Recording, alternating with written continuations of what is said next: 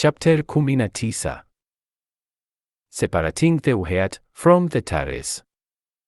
Wanyenyekevu woke up everyone at 5 in the morning as they performed Jene. They sang, meditated, and prayed together as they talked about the definitions and katas. They effectually separated and went about their way to Jene. Fasting for a week, from Tano am to Tanopum, they came together at Tatupum to read the Torah before ending their fast. On the last day, Obe was enlightened as they all gathered together. Obe sat there smiling, as he spoke an unknown language. Everyone looked at Obe and started praising Sabaoth, and Obe sat there looking at them. What is this? Mlezi appeared before them. Obe, all is well, for you all have found favor in Sabaoth's eyes, a mighty warrior of Sabaoth. But you all must leave here rigged away and travel to Red Rock Canyon, north of Eagle Point, for it is the last place you will find water suitable to drink before you reach your destination. It is only half a day's journey, so you must leave at first light. Mlezi disappeared as Jonathan looked at Obe. Do you ask know how to smile motherfucker? How about a smirk? Ever since we met you have this hard-looking look that scares a motherfucker. Damn. You also look like a statue, even when you're happy. Obe tried to smile. How about this? Jonathan shook his head. No, you really look like a cold-blooded killer. We'll work on that. Obe tried to smile again, saddened, thanks. He never had a reason to smile until lately. Packing up early the following day, they slowly moved across rugged terrain, heading toward Red Rock Canyon. Wanyenyekevu and Daniel, riding on horseback, led the group out of the trail into the desert. Followed by Jonathan and Joy on horseback together with Elisha and Elijah. Behind them were Grate, Mercy, and Jome side by side with Obe in the rear, forming a diamond shape as they slowly traveled along the path that Jonathan and Elisha had mapped out for them. A little past noon, they were just a few miles away. Wanyenyekevu asked, Grate, travel ahead of us and check the lake's perimeter. She returned moments later and reported, there are about 30 to 40 men around the lake as if guarding it.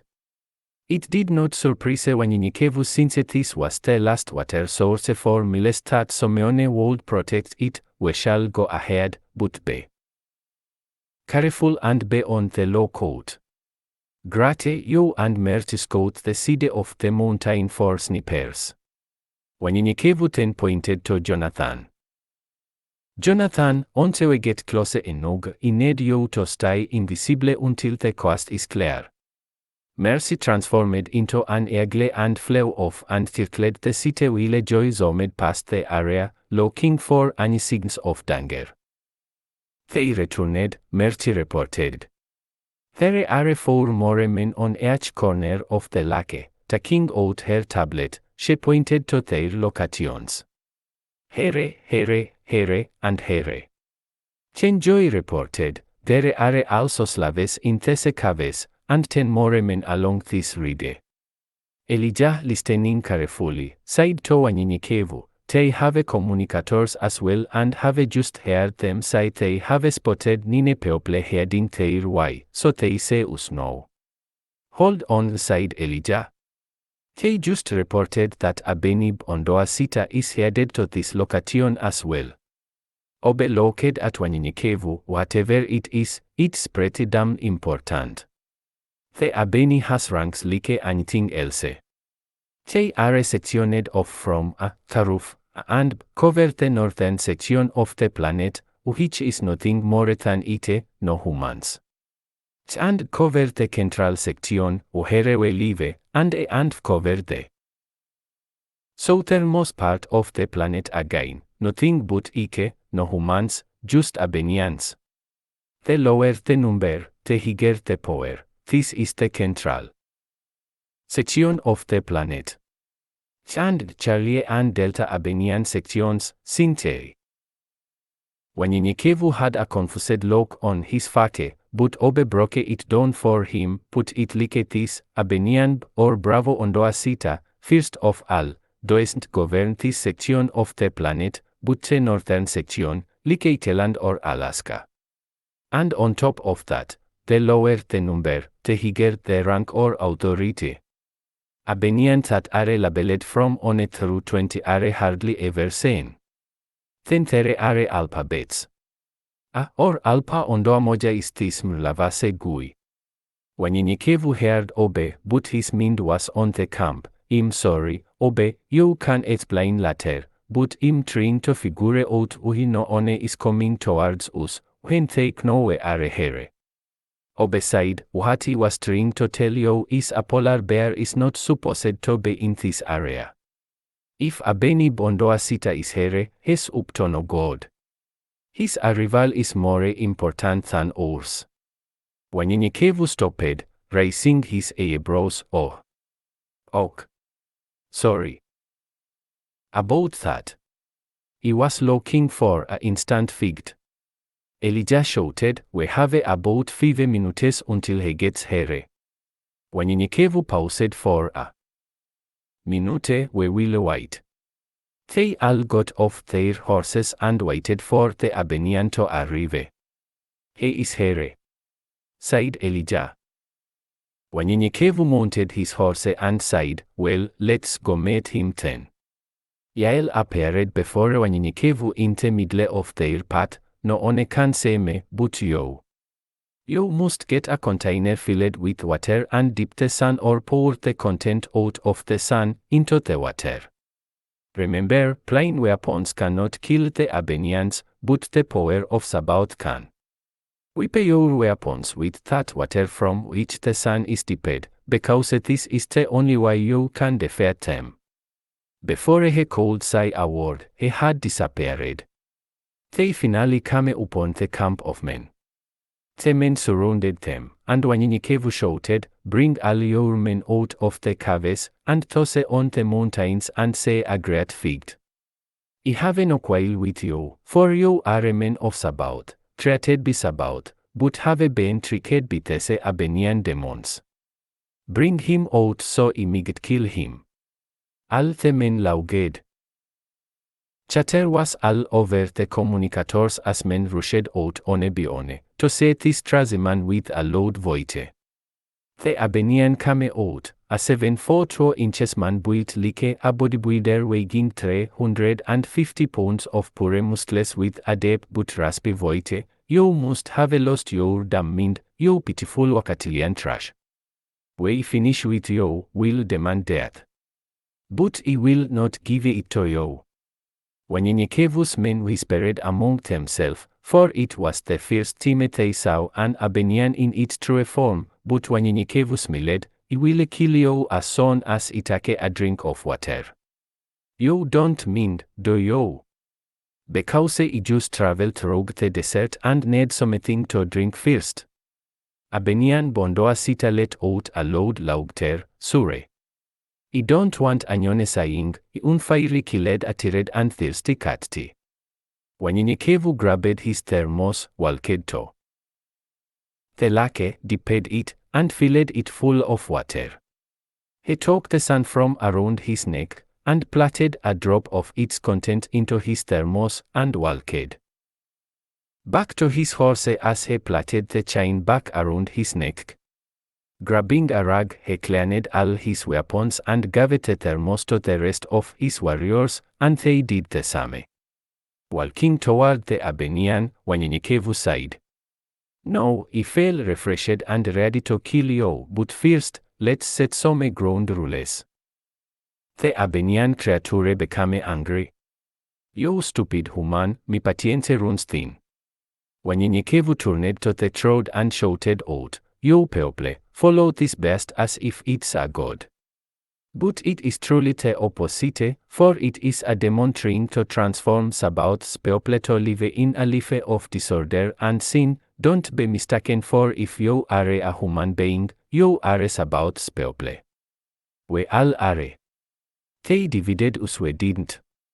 Mani lauged, but he continued, I will show you with the power that Sabaoth has blessed us with, pointing to Jome, I will show you what this creature truly looks like. Jome stood there for a moment until the people got quiet, then Jome slowly transformed into a giant beast with 8 arms and 3 legs, no mouth, and a thick rash all over his body. The people became silent with fear and confusion. Abenian bondoa sita, shock at the name is about, and what Jome was able to do, but held his composure in front of the people. Wanyenyekevu shouted, this is what this creature looks like. Obe, who has yet to receive his gift, was surprised. How in the hell did Jome do that? Jonathan, still invisible, whispered, you still kind of slow, who? Just like him invisible. Sabaoth. The Abeni creature rushed Wanyenyekevu out of anger, and Wanyenyekevu took out his cane, hitting the creature in its arms and legs. The beast let out a loud yell. What is this that you have the power to hurt me? You silly human. Wanyenyekevu throws a star at his foreman, and the creature yells again in pain. Smoke rose from his wounds, and the cold smell stink from his injuries. When the moment was rigged, he pushed the button on his cane, and his samurai appeared. The creature's tentacles reached for Wanyenyekevu, but Wanyenyekevu cut it off. The beast released another stream, and all the men saw its true identity. Wanyenyekevu then shouts, Iwa. The creature was met with brute force from the rest of Wanyenyekevu's warriors. It falls to his death. There, lying on the floor, was a giant torso with tentacles as arms and legs, and its head was scattered everywhere, having a great stench coming from its limbs. The body smoked, then within seconds, the entire carcass burned, quickly turned into black ash, and blew away in the wind. The people bowed down to Wanyenyekevu, Rise. For we were just a servant of Sabaoth. I told you before, Sabaoth is the only you should serve, never bow down to anything on earth but Sabaoth. You may go as you please, for you are free now, but the people refused to go as they stood therein. Awe. 85 men and including 16 prostitutes, plus Wanyenyekevu and his warriors, made on 111. Obe whispered to Wanyenyekevu, how are we going to feed all this people? And we definitely can't walk through the desert with all of them. Wanyenyekevu stood there for a minute and asked the people, what is it you want from me? Mani stood up, we will follow you wherever you go. Wanyenyekevu gathered his men together and asked, what must I do? Jome said, there are too many people. How can we trust them all? Can we? I'm not used to being with such a crowd. Jonathan agreed. It was supposed to have been just Jome and myself. No look at us. Damn near a football team. With all these motherfuckers. We will be a nation. Wanyenyekevu agreed. I will speak to them individually and say where their heart lies, but what of the rest? Daniel said quickly, kill them. Everyone was surprised and looked at Daniel, however, Obe agreed with Daniel. Daniel then said, what, are we going to keep fighting the same people repeatedly? Remember, there is a bounty on our heads. Wanyenyekevu turned to the crowd, I will speak with me people, and we will talk about what to do, place make camp, find food, and rest for starting tomorrow morning. I will speak to you on about this matter. Wanyenyekevu and his warriors pitched their camp just little way off from the rest while they had a meeting. Wanyenyekevu said, I don't know what questions to ask to say if they are loyal or deceivers. Obe interrupted, that's simple, God is God, and evil is evil. Mi question is, how are we supposed to manage all this people? Wanyenyekevu said. That's simple, there are 10 of us. Each man will have his own band of men. We were warriors, no, we are an army. Obed said, ok, well, the questions should be directed to where their loyalty is and why they want to join us. Where is their family? Where were they here with the Abenian? And what were his or her duties? Wanyenyekevu asked again, what must we do with those who do not pass our test? Everyone looked at Daniel again, and they all sighed in agreement. Yes, they must die. And Daniel continued, or else they would run back and tell of our location and come after us, like those dudes that come after you and Obe and Even. The others you talked about. Wanyenyekevu, knowing he were telling the truth, stood up, it is so. Then he turned to Daniel, Daniel, I will need you to take good notice as, interview each and every one. Daniel looked at Wanyenyekevu, smiled, it is so. And everyone laughed. Wanyenyekevu smiled, it is. Wanyenyekevu turned to Elijah and Jonathan, I need you to gather, manage and maintain equipment and supplies. Joy, we must implement a security system to keep watch over us at all times. Jome and Obe are to be told of anything if we can't be reached. Scratching his head, looks like we will be here for our heal. Everyone must fast, and we must teach the Torah's words for this people to understand about. All must receive their gifts and be enlightened before we leave here. After hours of discussing the situation, they finally called it a night. Wanyenyekevu looked up into the heavens, let your will be done. Failing uneasy, Obe walked around the road for a bit and then walked up to the spaceship where the Abenian had arrived. Calling Jonathan, I need your help. Jonathan around the ship before they walked in. They started reading through the logs and other information they could find Abenian Bondoasita, help me up here. Jonathan looked at Obe, motherfucker, what I look like a trane. No Hercules trying to get your big ass up there. Tell me what you want and you help me up there. Cause you don't lose your damn mind. He pauses and shook his head, mocking Obe, help me up here. Obe smiled for the first time, trying not to laugh. Jonathan saw his smile, go ahead and let it out, I say it you ugly, motherfucker. Obe smiled, ok. Helping Jonathan up on a small lady. Jonathan let out a burst, akondo moja. Here stat name again. Akondo moja. And this bondoa sita motherfucker got business together.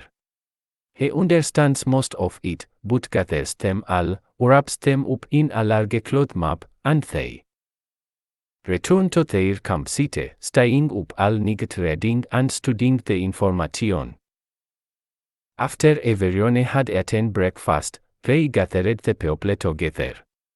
Obe approached Wanyenyekevu with a very concerned face. What is it, Obe, that has you so stirred up? Wanyenyekevu said. Last night, he smiled and everyone was surprised. Me and Jonathan took off and made our way into the Abenian spaceship and spotted the logs and datasheets and all kinds of information with a map, and we understand most of it, but the rest looks strange. Wanyenyekevu, looking off, Jonathan Elijah. As they approached him, he pointed to Obe. You guys, say what else you can find out about some of this information. The rest of the warriors organized the crowd, and he interviewed them one by one. The first man was a tall, black, robust man about 6 feet 6 inches tall, built like a train. Wanyenyekevu smiled, you are a gigantic man.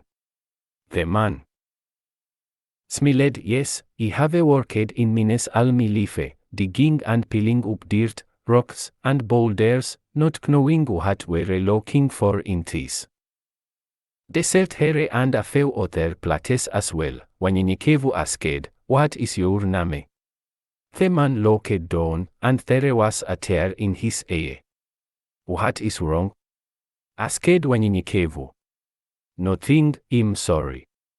No one has asked me my name for a long time. They point and call us, yo dot this, yo dot that. It's anike jester to be called by my name, neriglisar. Wanyenyekevu smiled, neriglisar, where is your family? And why is it you want to follow me instead of returning to your family?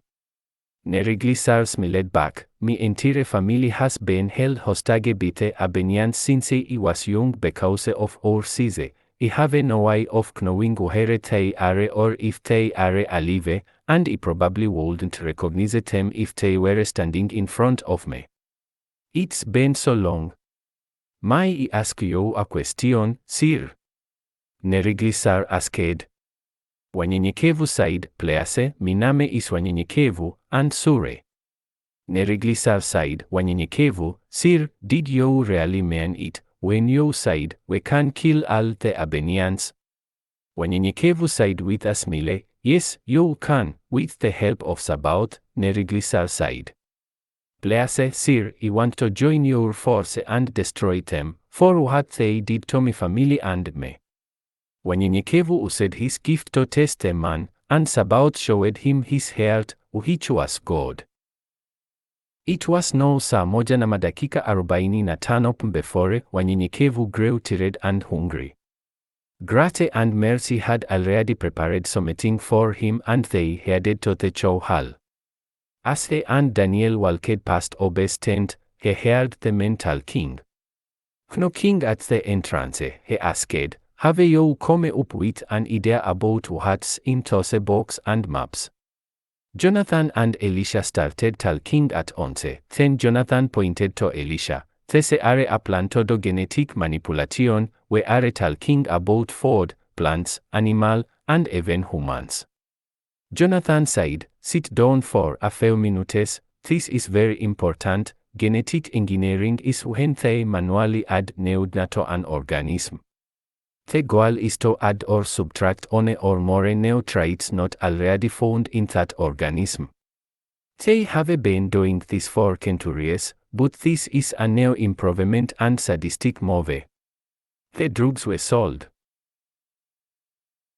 Used to sell anyways alcohol. Everything has been tainted with this stuff. If we are reading this rigged, they are trying to turn all humans into them.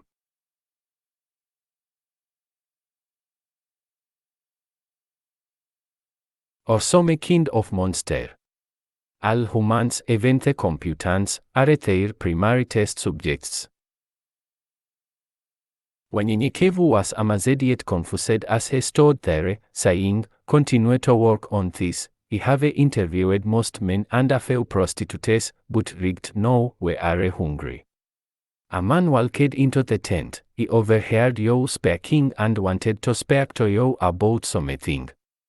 Wanyenyekevu held out his hand, saying, "Have a seat, please." As he sat back down, there was something about this man, but he couldn't put his finger on it. "Your name?" he asked. "My name is Young." Saying the man had just walked into Someone's tent without asking, Wanyenyekevu said, "So, Young, tell me about yourself. What did you do for the Abenians?" Wanyenyekevu said, "As you can see, I'm not as big as most, but I have always been good with numbers and remembering things. So I was one of the honest watag and bag, as they called it, we label and pack what we find, but to make knowledge, I have no idea what they are looking for. The only thing we have ever found were quartz crystals, tin, and a rare lead manganese silicate mineral, called kentrolite, and that's about it." Wanyenyekevu asked, "Why are you so nervous? You have not lied to me so far, but you appear to be very nervous compared to the rest." Young said, "I'm just scared. Wanyenyekevu replied, of what? Young shaking, yo, killing me. Wanyenyekevu said, so far, I have no reason to kill you. Young nervously asks, why do you have a woman fighting and reading with you? Women are only used for prostitution these days. Wanyenyekevu had figured it out, and he called Grate. When she arrived, he asked Grate, are you a prostitute? She had a funny look on her face, no. Wanyenyekevu pointed to Young. This is Young, he thinks that women these days are only good for prostitutes, is that rigged? Grate sighed, no, why would you think that why? Wanyenyekevu saw Young as he was, he is ashe. Take her to your tent and see if you can find some clothes for this poor girl. Hold on, wait a minute.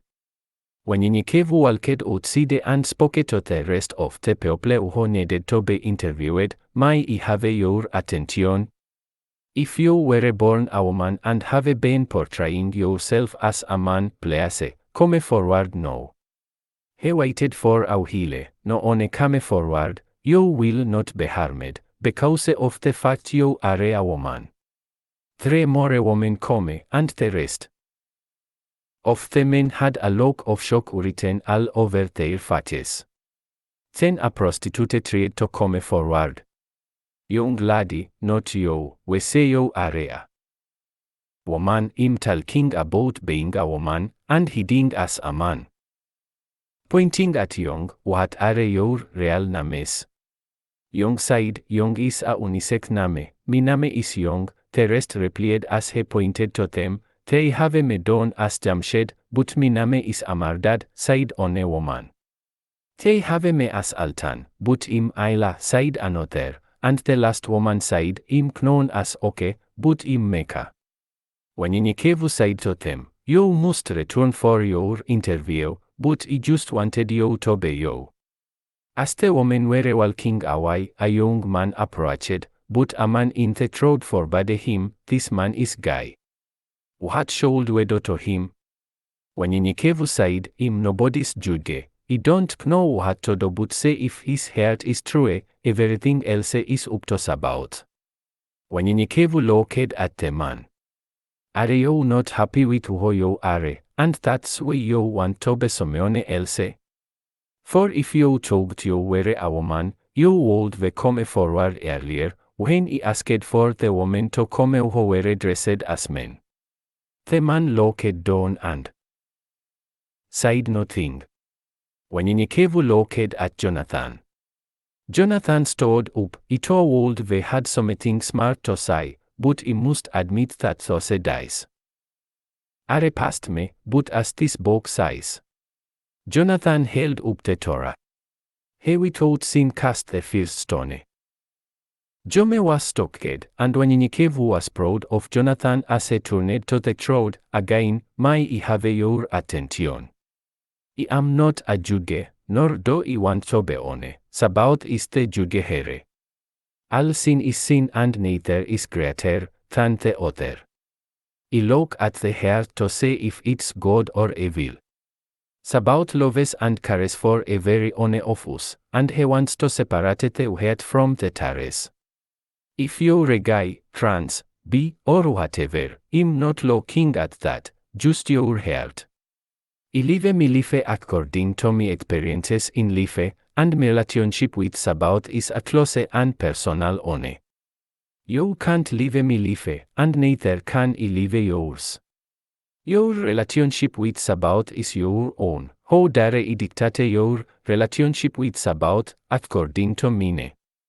If you are evil and proud of being that way, just come forward and get on the ship, for I am already tried, and no need to say you, for there is no hope for you. You are who you are, selfish and greedy.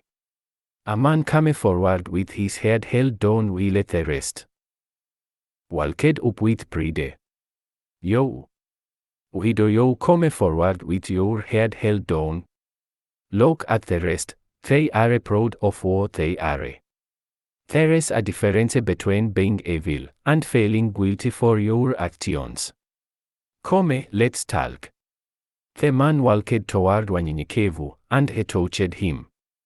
As he talked, you are ashamed of what you have done, you are not evil, go and have a seat with the others over there.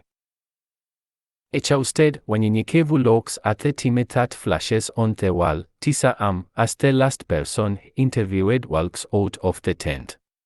He stands and stretches and pops his neck, turning to Daniel. That's the last of them. Looking over the notice, Daniel talk with his tablets. We are 63 strong. That means a very one of us has sick men to train, plus 3 leftovers. Daniel asks, what are you going to do with the extra 3? Wanyenyekevu smiles, they will also be trained, but we need people for details like gathering and cooking food and other odds and ends. Even for 73 people, that is a lot, but as long as we are at this lake, there should be plenty of fish, and we can hunt for rabbits or something. Wanyenyekevu was tired and was talking with a slur as he was yawning. Tell everyone there's a meeting first thing in the morning. Daniel turned to bid Wanyenyekevu good night, but he was already asleep, so Daniel covered him and went on his way. At 9 a.m., Wanyenyekevu and his men gathered together and reviewed the notice on the ship, as well as the notice he and Daniel had taken about the group of people. The intel pointed out that they tickle through this area every year, and they had 9 months before a new group came to replace the old ones. Abenian Bondoa Sita was not scheduled to visit the area, so no one should look for him there. The crucial question was, what are they looking or digging for? These were some unanswered questions. Were the drugs and alcohol present there genetically modified? How can the Abenians change humans, or was it something else they were trying to do? For hours, they discussed the matters at great length before they all concluded. Just when they thought they were finished for the day, Wanyenyekevu said, before we separate, we need an inventory of everything we have here. How many weapons? What kind of technology? Who knows this technology? How many horses? What kind of food is stored here? How many can feed and or shot? And we need to eliminate all these drugs and alcohol in the area. But then again, the drugs and alcohol can be planted on the spaceship with them.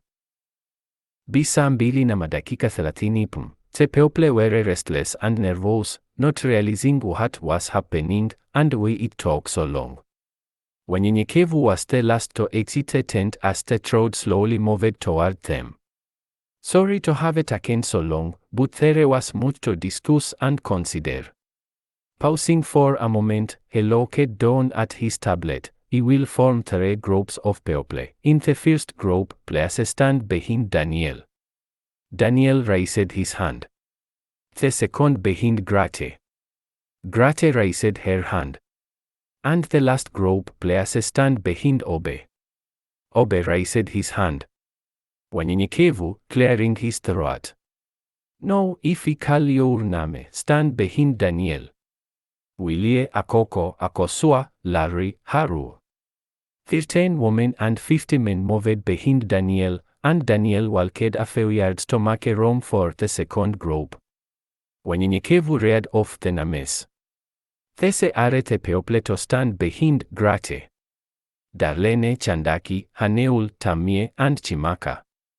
A group of 2 women and 3 men who were drug addicts. Wanyenyekevu wasn't sure of because of their behavior or loyalty because drugs were their god.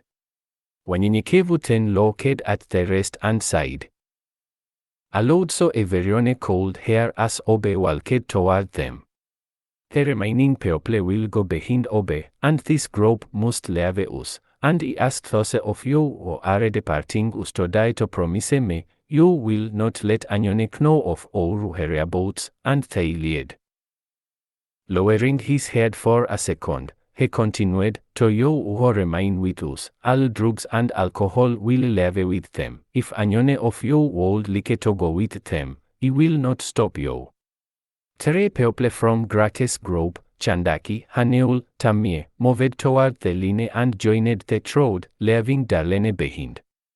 Darlene please joined Daniel's group. He looked at Daniel, 64 strong, wanyenyekevu said as he called out the names as they boarded the ship. Johannes Megan, Kyung Son, Azura, Odahingum. The total of men was 38 men and a prostitute. Mercy, Elijah, and Jome stood by with all the drugs and alcohol and handed to them as they boarded the ship. As the ship took off, wanyenyekevu said to the rest of the people, please understand me, for I am not a man of judgment, but a servant of Sabaoth. The men and women who are about to leave are poor hungry people, who cannot or will not change their ways, evil men who have lied to me, for I can discern a man's heart, and they are evil. And the last 3 were too far gone on drugs, genetically engineered, for that purpose, he was uncertain for a moment, but they wanted nothing else. Such selfishness will hinder us from seeking Sabaoth's light. I cannot let them, just let them go. Because they are dangerous to us all. For they seek power and rewards from earth and, not Sabaoth, but you all will receive power from Sabaoth before you leave this place. I also imagine that you knew them better than I, and how evil they were. He turns to Grate, Joy, Jonathan, and Elisha and shakes his head. The crowd was in awe as they looked at the group. Grate ran in place, and a very second, she would touch Joy. You could hear the people say, how can anyone run that fast? Joy started letting out sparrows of lightning. Elijah turned to Jonathan, putting up his force field, whenever you are ready. Jonathan held up 5 fingers, slowly counting down to one. On the count of one, Joy had generated enough energy and shot a bolt of lightning toward Elijah, reflecting the electrical current toward the spaceship, which was now 3 miles away. It could be seen in the distance as a ball of fire. The people bowed down in fear. Wanyenyekevu shouted, stand. And fear not, for you too shall receive your power of Sabaoth. Asad wanyenyekevu said to the crowd, the last order of the day, we must be divided into groups by physical characteristics, but later, after your gifts are manifested, you will be divided by spiritual characteristics. Wanyenyekevu picked the additional men, making sure that Neriglisar was one of them to train, and the rest took 7 people under their belts. Wanyenyekevu instructed Elisha, Jonathan, and their group to create another training facility and a place to dine and sleep quarters. Each person and their group would alternate operating and maintaining each facility and security around the perimeter. It took 2 weeks to build the desired training facility before training started.